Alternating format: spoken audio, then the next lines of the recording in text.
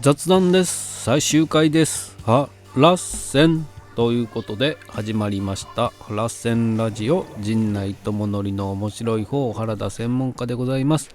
この番組は日々私が見ちゃったもの、聞いちゃったもの、食べちゃったもの、飲んじゃったもの、そして言っちゃいけないことなんかを話しております。痛いぜひ、チャンネル登録と高評価よろしくお願いしますということで、朝から猫が膝に乗ってたんですけども、何を思ったかのそのそとどっか行ってしまいました。昨日は何をしてたかと言いますと、何にもしてませんでしたか。何してたんだろうっていうことは何にもしてないってことですよね。何かしらして、夕方ね、書店に本を買いに行こうというか、ギターマガジンに金子綾乃さんが、表紙がね川谷絵音さんなんですが、金子綾乃さんが載ってるってんで、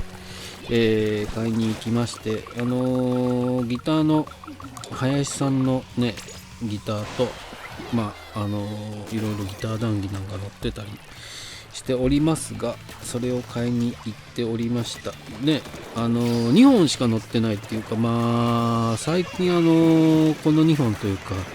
ね、ギブソンのメロディーメーカーとギブソンの J50 だったんだね、このアコギはしか載ってないんですけど、それまでにね、もっとあんまり使ってないというか、最近あんまり使ってないギターも見たかったなと思ったんですけど、それは載ってなかったんですね。僕が目にしたのはあれですね、ハミングバードもね1本持ってるでしょ。それからあれだ、エピフォンのあれは何ですか、335ですか。カジノかな、なんかあるでしょ。とかも見たかったんですけど、このメインの2本しか載っておりませんが、メ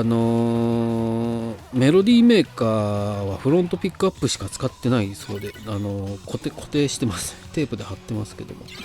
ね。僕もね、なんだろうな、結構チャカチャカした音は好きなんでね、いいですね。あとこうアルバムの中でこれ使ってましたっつって、ね載ってるこの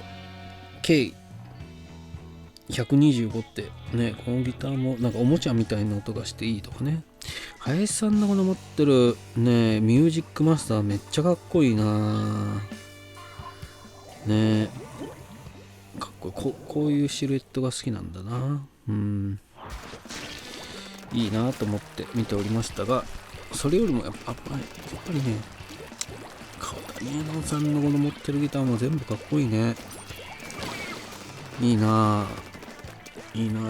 と思いながらね。いやいいなフライング V ね。フライング V がね、僕もギタービクター音楽祭でなんかハッシュタグつけてツイートしたらギターが当たるみたいなやつで調子こえてやってたら当たったんですよね。フライング V ピンク色の、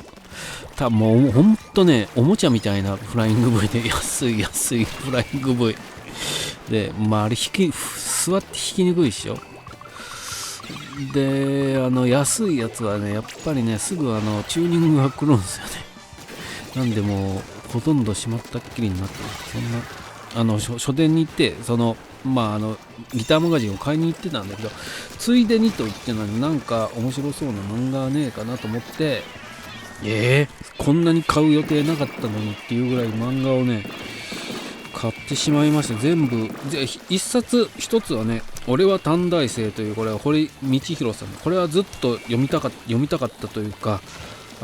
見たかった漫画がありましてね、これを買ってきましたね。まだ読んでませんが、いやこれねやばいっすよ、ほんと。この堀道弘さんね、いや全部やばい。僕がやばいっつってドハマりしたクリームソーダシティに通ずるもんがありますよ。永井健一郎さんの。これはねちょっと楽しみですね。それからこれなんて読むの、魚社会って書いてある。パンパニャってパンパニャ漫画掲載中っていうね。これはそうですね、魚社会なのかな、魚社会。これもまあ言うたら本当にね、一昔前でいうガラオケ、まあ今でいうアックスですか、アックス系の感じのね、そういった匂いがプンプンしますわね。これもなかなか楽しそう。これも本当に漫画ってあれでしょ、ビニールでパッチパチにしてるからさ、なんか見れないまんまこう、まあ人気漫画だったらね試し読みみたいなのがちょこっとあったりするんですけど、なかなかね知ってて買うんじゃなくても本当にジャケ買いというかね、なんで当たり外れを低く、まあね、当たり外れはあると思うんですけど、この教師にそれから想定にねやられちゃって買うってことはよくあります。それからこれもね夏に出ておりました戦争漫画というね、水木しげるさんに始まり滝田優さん、松本零士さん、そうそうたるメンバーね、浅野稲夫さんも書いて、高橋真さんでね、花輪和一さん、高橋真さんって最終兵器彼女っていうのがヤンさんだったかな当時。あれねずっと読んでまあヤンさんずっと買ってたんでね読んでおりましたけども、最終兵器彼女の高橋真さん、絵がね美しい綺麗なんですよね。美しいんですよ、ね、それとまあ稲尾さんにそれからねいろいろ載っておりますが、分厚いね、戦争を生き抜いた漫画家が見たもの、現代を生きる漫画家が見つめるものという戦争漫画ばっかりを特集した漫画が出ておりまして、これよかった。飯尾さんのやつもやっぱやばいなというね、まあ水木さんのだけちらっと読んで、まだ全然読んでおりません。まあね、買ってきて読むぞと思ったんですけど、もうその買いに行くのに疲れちゃってもうね寝ておりましたわ。そんなことしてましたが、よいしょ、見ましたですわね。見ましたというかね、今日プロミス・インデレラが最終回なんで、最終回の予想というかね、一星君と早めさん、ゴートンさんとね二階堂ふみさんがくっつくのかどうなのかね、争点はそこですよ。僕はこれくっつかないで終わるんじゃないかなと思っておりますね。くっつかない。しかも聖子さんだから副社長のね、聖子さんともこれはくっつかないんじゃないかなと思うんだ。だいたいね一星くんがまだ高校生でしょっていうところで、これはねやっぱりくっつかないと思うな。で出てっちゃうというかね、独り立ちして終わるんじゃないかなっていうのが僕の予想で、まあ一星くんと聖子さんは仲良く旅館をやっていくようになるのかなって感じはするんですけど、そこでね出てくるのがキーパーソンとかヘビ女ですよ。ヘビ女ヘビ女の動向がどうなるのかっていうのが、まあこれが一番のね注目ポイントになるんじゃなかろうか。そしてね復縁はないと思うんですよね、さすがに。あるのかな。ヘビ女のあれでね復縁もないとは思うんだ。だから本当に早めさんがこう独り立ちして出ていってしまう旅館に残る気はしないんだよなっていうのが僕の予想だから、本当にポイッとどっかに行っちゃって、うわそんな終わり方かよみたいなね。一星君とは結ばれないと思います、僕の予想では。誰もこれ結ばれないと思うな。結ばれるのは山下君とメガネのね彼女役でちょこっと映ってた人ぐらいじゃないですか。あと高校生のアルバイトで入ってきたって いわゆる追加戦士の子ですわ畑芽育さんね、追加戦士畑芽育さん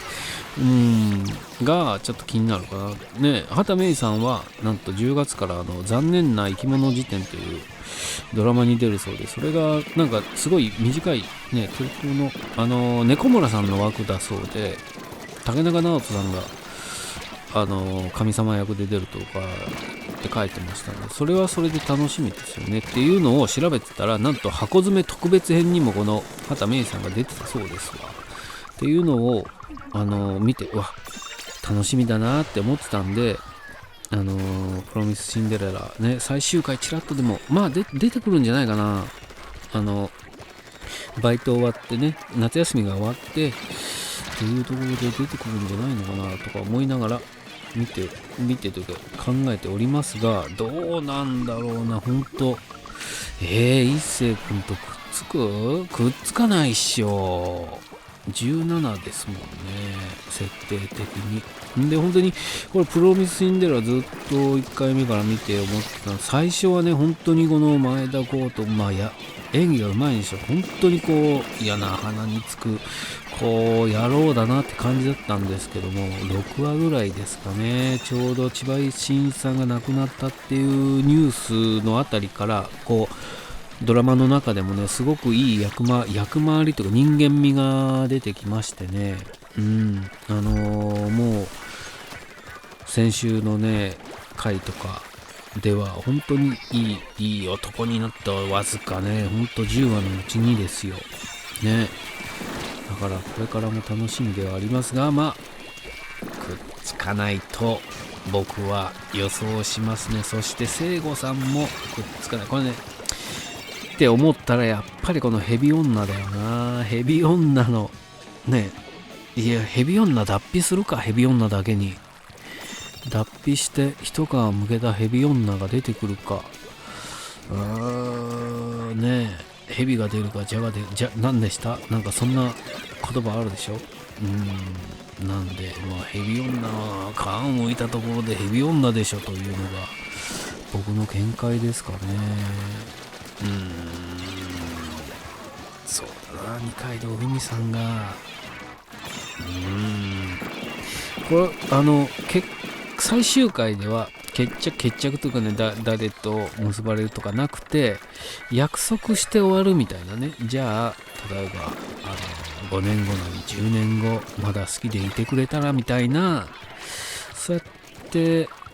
これはね次回作はないでしょう。ないと思いますわ。こう設定が結構ね、ないねと思いますんで、なんかそういう匂わせでなんかどうなったんだろうなっていうところで終わるんじゃないのかなっていうのが、なんかきっちり答えというかね、出して終わる感じではないのかなとは思っておりますね。なのでそうですね。高校生のバイトの子と砂防のねマスター金子信明さんと結ばれるとかなったらめっちゃ面白いんですけど、それは倫理的にはありえないでしょうというのでね。中井さんとの仲もね、早見さんもこうねやっぱりヘビ女に操られたっていうのが分かって、遺婚もなくなって、それで旅館でずっと働き続けるのかとは思いませんけどね。なんかほんとポンと出てっちゃいそうなね感じはしますけども、どうなるのか本当に今晩楽しみで仕方がないっていうかね、これだけずっと見てて、他のドラマもねなんか最終回になったんでそれ見て喋ろうと思って、僕の殺意が恋をしたね最終回見たんですけども、間ずいぶん見てなかったんで、結局これ結構どっちに行くんだろうってねシリアスな感じでいきたいのかどうなんだろうって言ったら、結局最後コメディで終わってたんでね、こうなんかまあ設定が結構むちゃくちゃというかね、殺し屋集団というか組織みたいな警察内のっていうところで結構飛んだ設定で始まってたんで、最後はこうコメディで終わってましたけども、ね、なんでプロミスシンデレラもまあこうお茶を濁すような形でね、綺麗ななんていうんですかね、その恋愛ドラマで終わるとは思いませんね、というのが僕の結局結論出てないじゃないかっていう終わり方するんじゃない。だからね、一番は借金返せるかどうかなんで、300万の掛け軸のね、それも先週コトンと落ちてたんですよね。なんで何をもってこうゴートン君が300万チャラにしてやるというのかが、まあ最終回の一番の争点になるのかな、ね。お互いの気持ちはこれ多分答え出さないのは、この300万の掛け軸、借金片付いたら早めさんが出ていくのかどうかっていうところだけなんじゃないかな。でそこをきっちり蹴りつけたら、早めさんはこの性格上ね、もうスッと出ていってしまうんじゃないのかなっていうのが僕の予想ですね。そんなことを考えておりました。なんか結局答えが出ないままね、どうなんだろうっていうそれだけを喋った時間になっちゃいましたが、随分喋りすぎましたね。どうなんだろう、本当にわかんないんで、まあ楽しみにね、見ましょうとね。 TVer でね、俺は TVer でリアルタイムで見ねえのかって、そんなところですか。はい、